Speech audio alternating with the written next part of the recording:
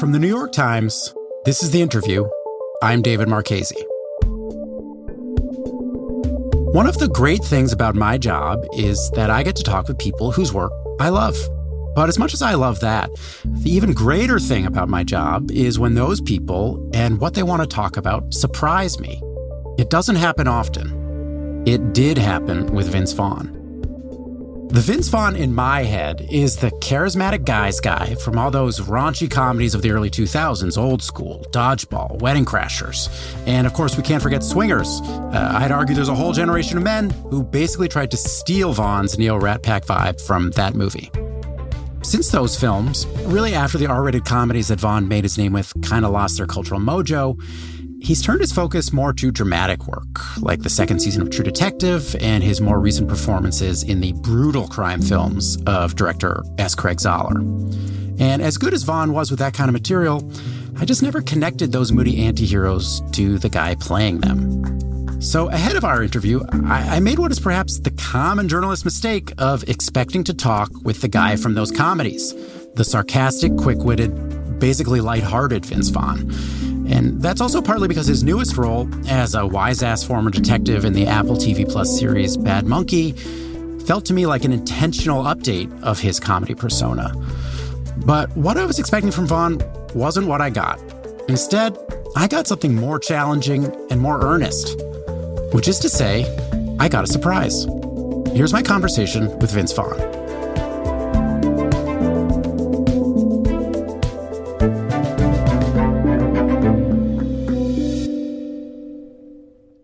I want to ask you about Bad Monkey. So this, to my mind, would fit like within the R-rated comedy kind of world.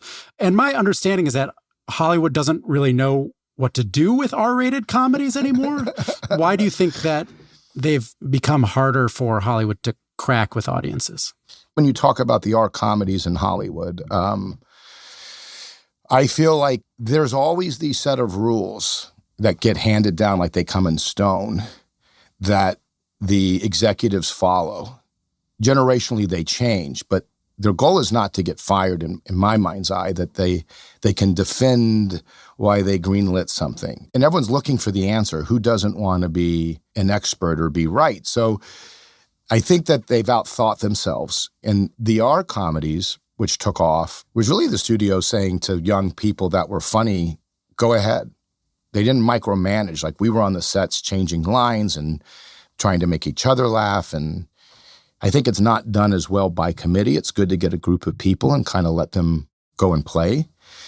And I think they started managing everything too much and trying to control it all.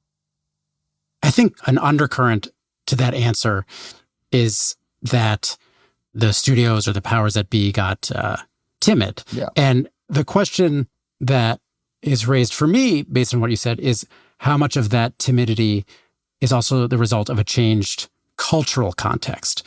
Like, do you think the culture has changed such that the kinds of movies that were your bread and butter for a while there are just not in vogue anymore, or the studios don't quite feel comfortable making those kinds of comedies?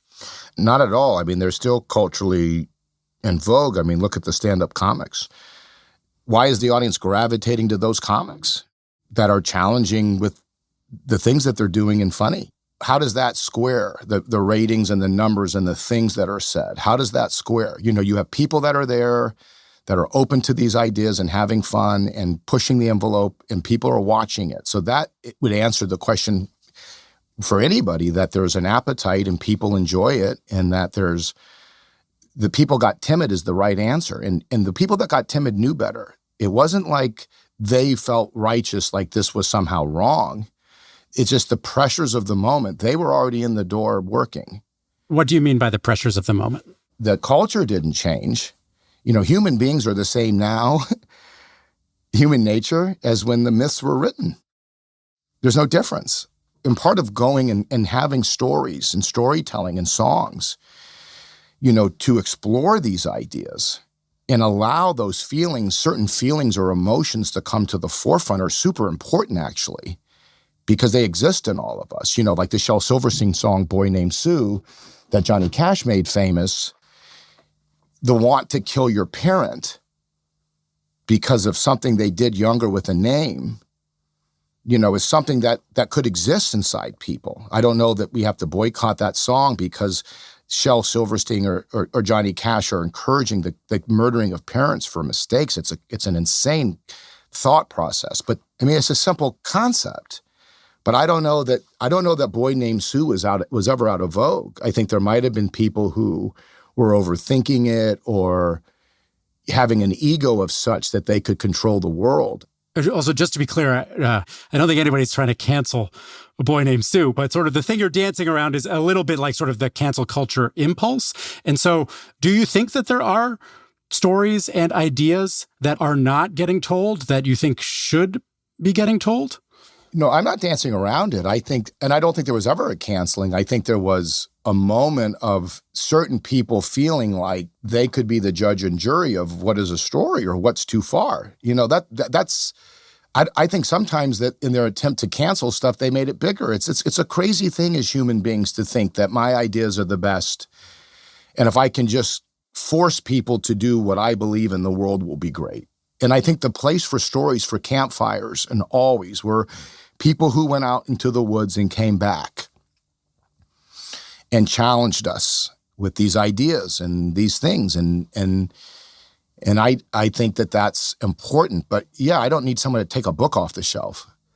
I think I should be allowed to choose what I read and what I don't read. And I also think that's part of the journey, is exploring these things. And if we take away the ability for people to dive into and embrace these feelings and concepts, it's not our place to do so.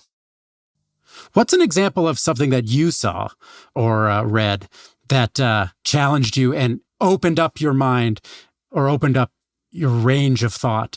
Yeah, I mean, I remember it started with literature. I read books a lot younger. What stuff? The Body by Stephen King. But the one by Stephen King that really blew me away was Rage. That's the one about... That's the school shooter. Yes, exactly. I read it when I was a freshman in high school, but it was about a kid who was disenfranchised. And takes his class hostage. He takes his class hostage. And it was like The Breakfast Club, but like a darker R-rated version, because he kind of holds the class hostage after shooting the teacher. And he sort of says, we were friends younger, and now you don't even look at me in the hallway. The captain of the team, the kid that's kind of the outsider, the cheerleader, this girl. And he sort of goes in this short story and is sort of challenging these social dynamics that have occurred once kids get to high school. And I thought it was a really powerful story, and I was of the age where these things were actually happening. And so how did it change you? It just gave me perspective on, in the same way that like sometimes someone in a different avenue is hurting and not what they seem to you. It's one of the great things about the John Hughes movies, which I think was lost on the teenage movies that came after him. In the John Hughes movies, if you use Breakfast Club as an example, they all arc and transform to realize that they're complete human beings. They're not just the jock, or not just the homecoming queen, or the weird girl, or the geek. And the reason those endure, I don't think they've ever gone out of vogue. I think all of those movies still play, and I think they play for everybody.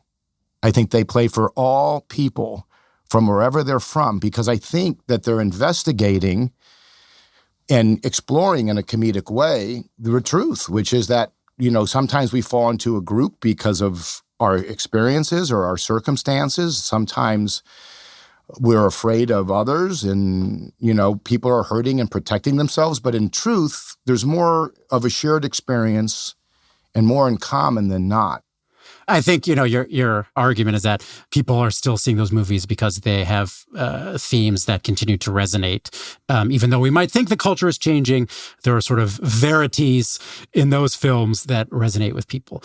I guess I'm not having an argument. It's not an argument. It's more so an observation of reality, that in that movie, those characters from other backgrounds find a moment of acceptance and perspective on each other, but they start very opposed.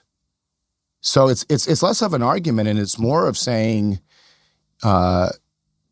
the purpose of songs and music or any of this stuff really, and it's the place to do it in. It's a place to express yourself and to give over to emotions and feelings or a journey of life. So it's less of an argument, it truly, and more of a response to the line of what we're talking about, which is nothing has changed except you have a bunch of dumb people who think that they are somehow more righteous than their neighbor, who are going to impose through force that it's somehow bad to explore human beings that are in the extremes. And this is sort of a heavier question, but I was thinking about that period, I would say like basically from old school maybe to couples retreat, when it was just, stuff was really connecting. It seemed like one after another. And in that time, you did a couple films with Owen Wilson. Yes. So at the time, your career was really going gangbusters. He was really struggling personally. And I know you guys were friends, and there was a suicide attempt. And I thought, to be having the personal success while your pal is sort of at a low ebb, like, does that teach you something or show you something about like the meaninglessness of success? Well, I adore Owen. I think he's not only super funny and smart, but he's very empathetic. But as far as success, it depends on your definition of it. I never saw success as the results. If you feel like you were engaged and you did your best and you feel good about it, sometimes the results aren't there, but you feel good because you got better. And sometimes you could get results, but you weren't really growing. And I say this to you like as a parent looking at kids, whether they're trying to cut their food, they're not going to get a result of a smooth, cutting of food at 5. But if they're trying their hardest and you encourage them and they make mistakes and they fail and you're telling them you did great because you really, I saw you holding your fork and you lined your knife up. You were successful today. What a great job. I want you to get more personal, though. Give me something tangible. Okay. Pick any area you want. I'll pick 2. Okay. So first, let's start with filmmaking. Like, what's something that you weren't good at, and then you tried it and the results were not good, and then you got better at? I would say everything, like every aspect of it. Acting on camera, learning to really just talk to the person as if there wasn't cameras there, memorizing dialogue. Now it's very easy for me, but when I started, it was hard. I think it is for all actors. It's a process because it's the only way we do learn. And the second example I was looking for is in your life. What's something that you weren't good at that you've improved at? Everything. Again. Don't say everything again. Well, You're killing me. Well, no. I could pick any aspect of it. Like, so pick one. Pick one and burrow into that baby. Okay. Something in my personal life I felt that I wasn't good at. Yeah. God, my mind goes to they're not an area I was good at. Giving a speech publicly was scary to me. I was nervous if I had to stand up and share something. Or something as simple as letting a girl know that I liked her. Rejection. My point is, you have to take the focus off yourself, evaluating yourself negatively. You have to then say, find in it, why is it worth it to do this? Like, how do I take those things that are a challenge and use those to get better, to make them a strength? And I got to get started, and it's okay if it goes bad or it doesn't go well. I can't cheat the process of trying. If I'm somehow being less personal or feeling you, I'm not aware of how. No, I guess, yeah. I guess I was just, in a way, both the personal and professional examples felt general rather than specific. I'll give you one then from a professional point of view of, so in Swingers, when we were shooting and we got cameras, the idea was to just talk and to improvise and not feel so precious. And I learned that if you had one camera on both of you in a master shot, or if you had 2 cameras set up at the time, we could make it conversational and step on each other as long as we were listening. And I didn't really understand that until we made that movie. Yeah. Wait, you know what I was looking at? I was reading old magazine cover stories of you. Yes. I'll even show it to you. This is Details magazine. Yes. 2001, Smoldering on the front there. If you say so.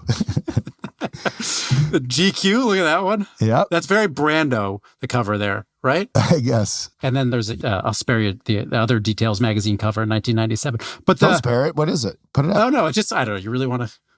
Okay, there you go. 1997 Details. Yeah.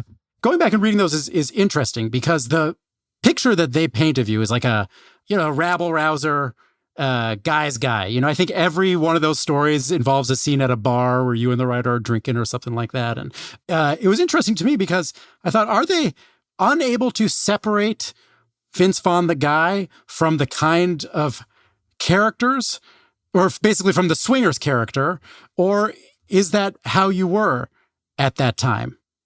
I think I had a lot of sides to myself. I was definitely a guy that enjoyed going out with friends, and we would definitely go out to bars. But I was also an actor who loved to read and watch things, and, there's a lot of sides. So to your point, you might be right that the writer's picking to meet me at a location, and they're selling a magazine, and so, they're saying, hey, let's meet here or do this. A lot of times they would say, we're going to pick a location or a place, but have it be a bar or a restaurant. So there's that. But I definitely had sides of me. I think I've had a very unique life. I had a lot of very extreme experiences that I think just gave me perspectives and worlds that were very unique. Can you share one of those with me? What was one of those extreme? I had two extreme. My grandparents, both sides, were just from different extreme backgrounds. And then my one grandfather was an Italian immigrant from Naples, who I think only went to school till he was 8, and he owned like a small carnival park. He was a jeweler. He was a pawn shop broker. He wasn't around my mom very much. My mom was raised by a single mom. She supported all the kids by herself, no money, and had a beauty salon. And then my dad's father, Vaughn, which has been in America from the beginning, he was a sharecropper and a steel worker, and had a 100-acre farm. And then his wife was Lebanese, Christian Lebanese. My dad was the first to go to college in his family, and worked really hard. And then I kind of ascended from growing up, in apartments, and then ended up in an upper-class suburb with a really good public education starting when I was 8. So I just had a lot of exposure to very different things and very different perspectives of people, and different worldviews. And so I think I was shaped by all of that. And I think, going back to The Breakfast Club, if we may, you're talking about an archetype that they're presenting. That's a side of me, but it's not the whole story. So I just always had these different kinds of interests, How do you think your sort of the extremes of your background might have influenced your politics? Are you libertarian? Well, I guess the same. Yes, I definitely am a believer more in allowing individuals to make choices. Yeah. So I think that drugs should be legal, and I think people should have guns. So I'm kind of for people making choices, empowering that. But inform my politics in so much that I realized that you had different camps and cultures that people from that camp would feel strong about. Like the hippies would get high and say, we're not hurting anyone, what's the big deal? And then the hunters would say, we have these guns and, we have a right to defend ourselves, and what's the big deal? And they were kind of the same. Well, no, both guns and weed are not exactly the same, but Well, I'll tell you why I think it is the same. The fear is if someone gets high, that they're going to do something or could hurt people, where sometimes they just go to bed. They're not really, you know what I mean? It's not like they're going out. And the fear with if someone has a gun, they might hurt somebody, but sometimes they're just hunting and, using it and shooting, and they're not. They never do. And so what I realized is that we're so shaped by our environments and where we're from. I think even in parenting, like sometimes people parent the way their parents did. Or in a reaction to it. Well, I find it to be more complicated than that. Yeah, in a reaction, but I find it complicated. I'll finish the political thing because I think you're interested, and I'll go the other. I'd rather say let people make their choices, and they can make different choices and have the consequences of their choices. Does politics come up in Hollywood? I mean, I think there's an idea, maybe it's a straw man, but like a criticism of it would be that it's sort of overly woke or too concerned about political correctness. Do you feel like that's something that you've ever actually experienced or have come up against it or witnessed? Oh, for sure there has been, yeah. Oh, so what would that be? Yeah. I don't know if I can tie it to politics. I mean, it's so fucking boring.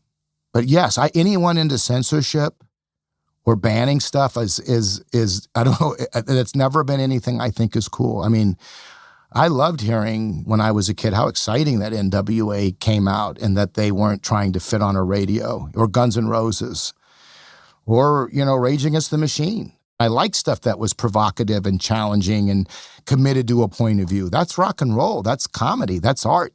I think the politics stuff is, it's important. You should pay attention. You should hear different ideas. I don't know anyone that feels the same at 60 that did at 20.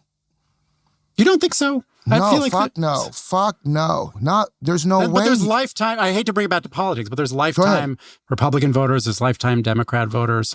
There's people's religious beliefs. I don't know that those really ebb and flow that widely over the course of someone's lifetime. Who the fuck doesn't go through life and 1 year after the year say, fuck, I was on the wrong course?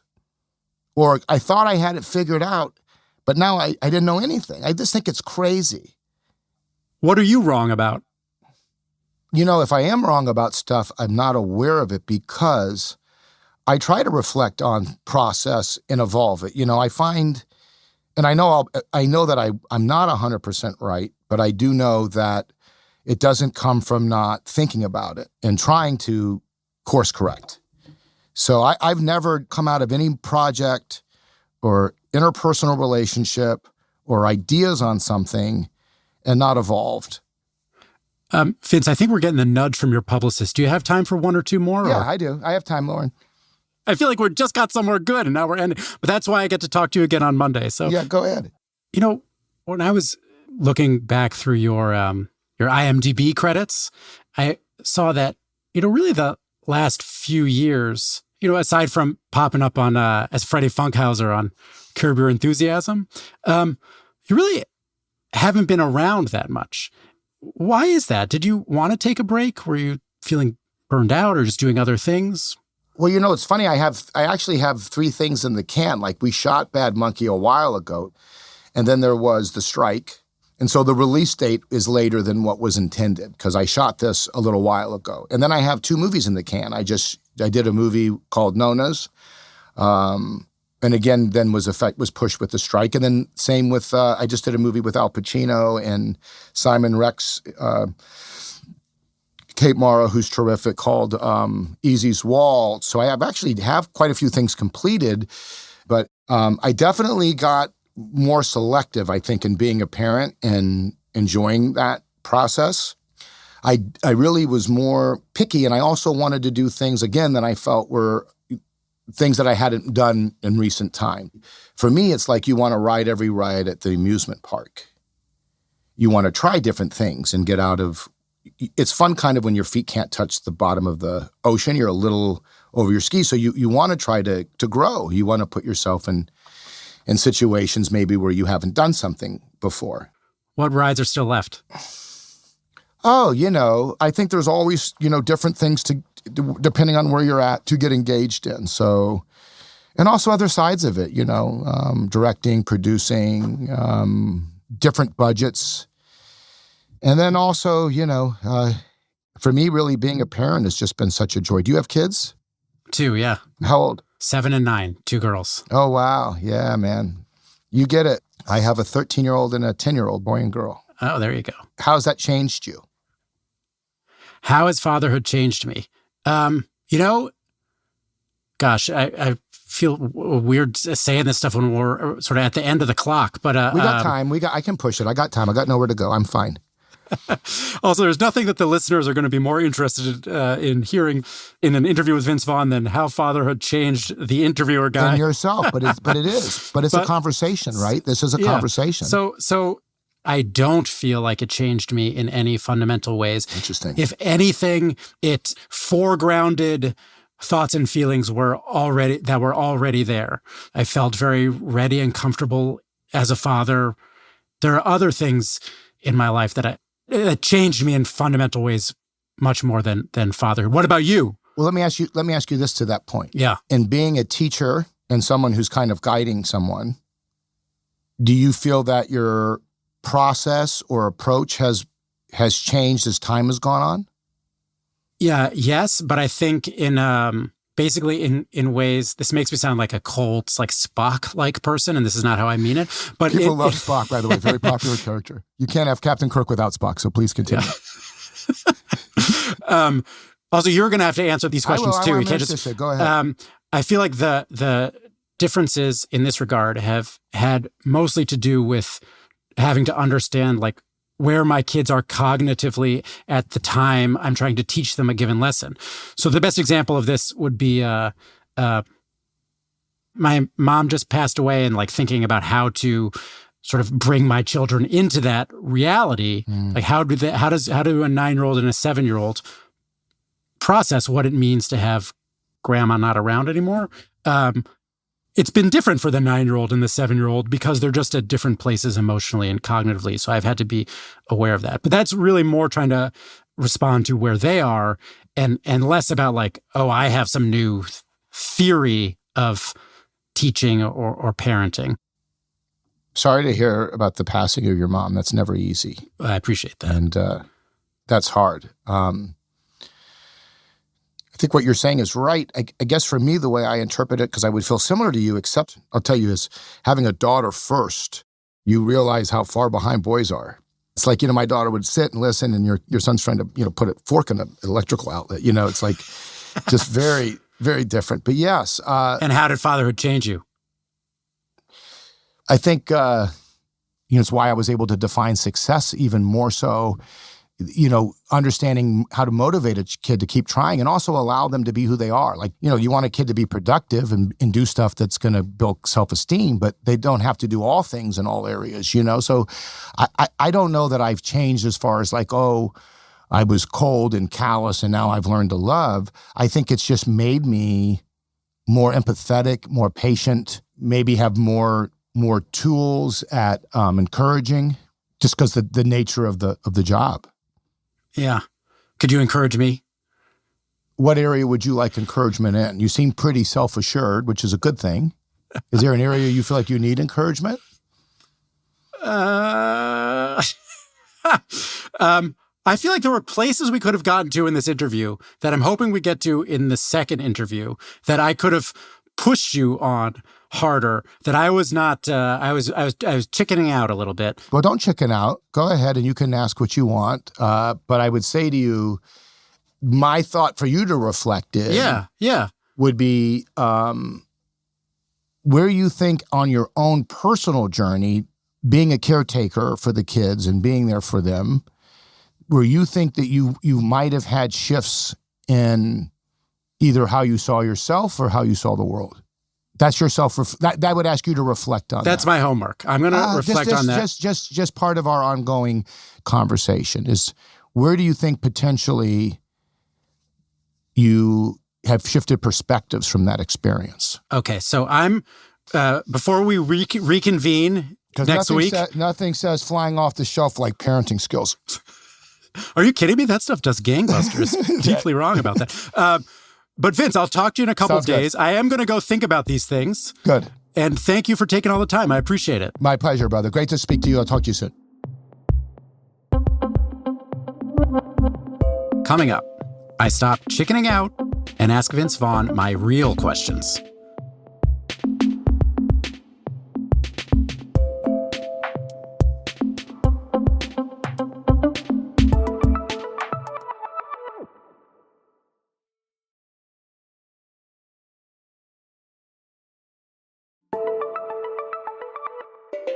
Hello?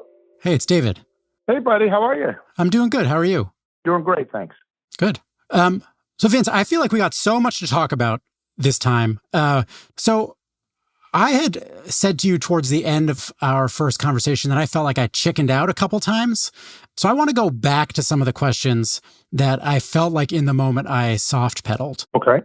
So the first one is, I had asked you about whether it was difficult for your career to be going like gangbusters at the same time Owen Wilson was struggling personally. And you gave an answer that was all about how one defines success. But and I'm not asking for gossip about Owen Wilson or anything private about him. I'm just trying to understand like what the emotional dynamics of that moment were for you. Like, as a human, was it difficult to wrap your head around the experience of doing so well while a friend was struggling? Yeah, I just think it's a strange thing to ask somebody. Yeah, it just was, I love Owen. I think he's super talented. It's really not my place to comment or speculate on, whatever was going on with him. Yeah. Other than I think he's terrific. And then as you were saying, as my career was going with success or whatever, I was really, honest when I said I really define success the only way that I think you can, which is by, attempting your best approach or attempt to whatever you're doing. You want to know the real reason I was asking that question? Yeah, please. It was, about 5 years ago, I lost my best friend to suicide, and everything was going great for me. But there was a part of me that always wondered if I was somehow not seeing what was going on with him because things were sort of going so well for me. And I wondered if there was, if I could have had a different perspective on that moment. I think I would say that's really where the sort of human, on the most base human level. I think that's a common feeling anytime you lose somebody. Yeah.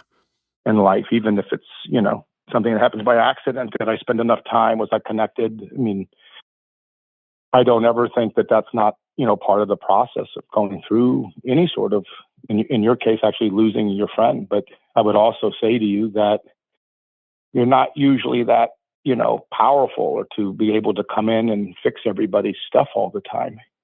Yeah. Like there's a sense of self, I think, that feels like, oh, if I could have done all of these things, I could have made that person different. I think, parents go through that as we were talking, and you were sort of suggesting that, you've kind of been consistent, that you haven't learned as much from it. But I think as parents, you do realize, one thing I can say I've learned is that sometimes people have to go through their experiences. Some kids are going to take more reps at, listening or, other functional skills.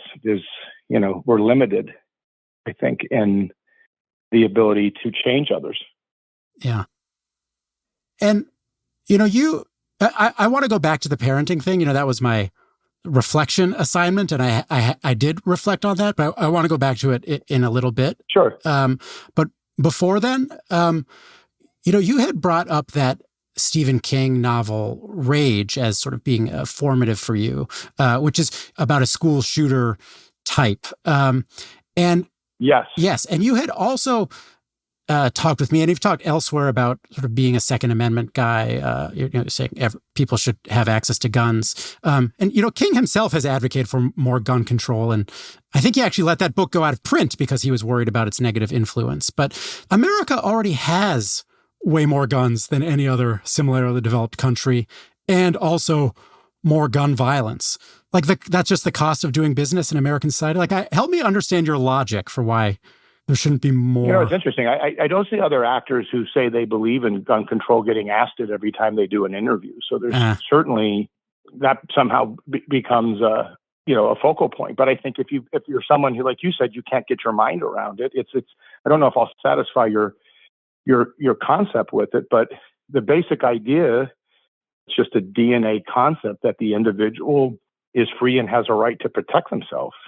You get asked that a lot. I try and ask questions that people don't get asked a lot. No, I think there's a consistency with it. I think people, going back to stuff that you said earlier, I think you kind of answer it with this. It's like that becomes a focal point for anybody who dares to not go with whatever the the groupthink of the moment is. I want to go back now to the homework assignment, the additional reflection, right? So the question was, how has fatherhood shifted my perspective? Yes. And I think I came up with two answers that I'm going to tell you. Okay. So the first answer is, I really think that having kids, so corny, it's almost hard to say out loud, but showed me that my capacity for love was deeper than I had previously understood it to be. And that's my first answer. How would you define love? Okay. Oh gosh, that's a great question. I would like an intense feeling of connection and desire for the other's well-being. Mm-hmm. Sounds pretty good, right? Yeah, I think it's something that never ends. I think we keep evolving and trying to reflect on these things. What is love? It's an ongoing exploration as people, and I think having that in your life, obviously helps you connect in so many different ways to so many different things, and opening you up and realizing sometimes that, there's things that we hold more dear than just our own lives. We're fully in the men's group portion of the discussion, but the other. No, I think it's for all people. Yeah. I think to love something that much. I mean, a country, God, your children, a spouse, a friendship, all those things is sort of that connection to love is so powerful. And I think when you love something that strongly, you're able to forgive things as well. And that the second answer that I came up with, yes, was that I think it made me think more deeply about what I actually wanted from life. Because, when my kids were really little, like, toddlers and younger, I was really unhappy with the job I had at the time and the work I was doing. And I was just bringing it home every day, like moping around, and then I thought, I do not want my kids to grow up with a grouchy dad who's irritated and sullen because of the work that he's doing. And so I did then consciously think I have to change this situation.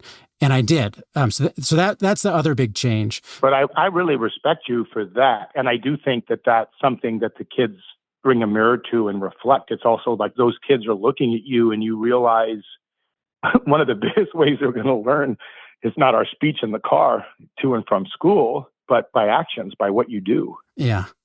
Do you think having the children... Why are you so interested in questions about fatherhood? Well, I'm interested in what you're sharing. I think you're being genuine. And so I was curious how did having kids affect your process with dealing with the loss of someone? Oh, I don't know if I would connect the kids to it. The things I would say about that is, it's, losing my best friend. And then I had mentioned, losing my mom. It's just, you actually realize, you don't get to live forever. That I can be outside in a way now and see the hydrangeas in front of my house and appreciate how beautiful they are, because I know that people who I love will never get to have that appreciation ever again. So it just makes sort of the daily going about of my life more beautiful and meaningful in a way that I just didn't have those feelings before. And maybe that extends to kids a little bit, and sort of there's little things that they do that I sort of appreciate in the moment, like, to know that my mom is not going to see these little things that my kids do that I take such pleasure in, and that she would also have taken pleasure in. It makes those little things even more profound and moving than I think they would have otherwise been. I think that's beautiful. I think it's painful and it's hard, but those are the gifts that come out of it. And I don't know that it would be so hard if you didn't love and care so much. It's what makes it so hard. This is easily the weirdest celebrity interview of all time now. So we're going to say Bad Monkey, starring Vince Vaughn, premiering this month on Apple TV. I don't know. It feels like a genuine conversation and reflection, and you're sharing stuff, that I've been through too, which is, loss and life. And I mean, isn't that ultimately what we're exploring through song and stories. And, sometimes we have to go through these things to get to the other side. There's a journey. We don't always start at the place of enlightenment. Vince, thank you very much for taking all the time to talk with me and to answer the questions. My man, I appreciate you. Take care.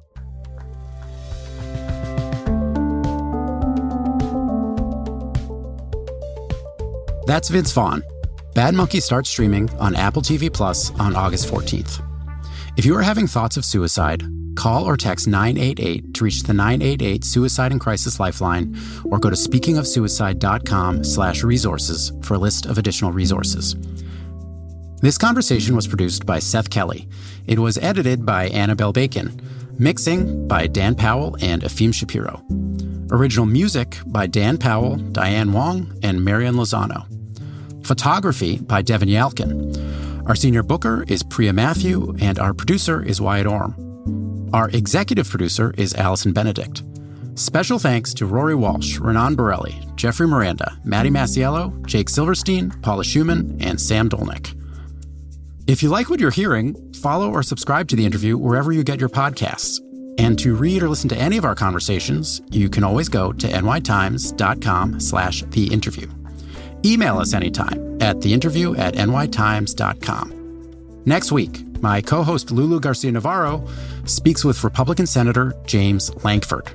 I have folks that'll tell me when President Trump was president, okay, he's the boss. And I would say, no, he's not. He's a co-equal branch. I don't work for the president. I work for the people of Oklahoma. I'm David Marchese, and this is The Interview from The New York Times.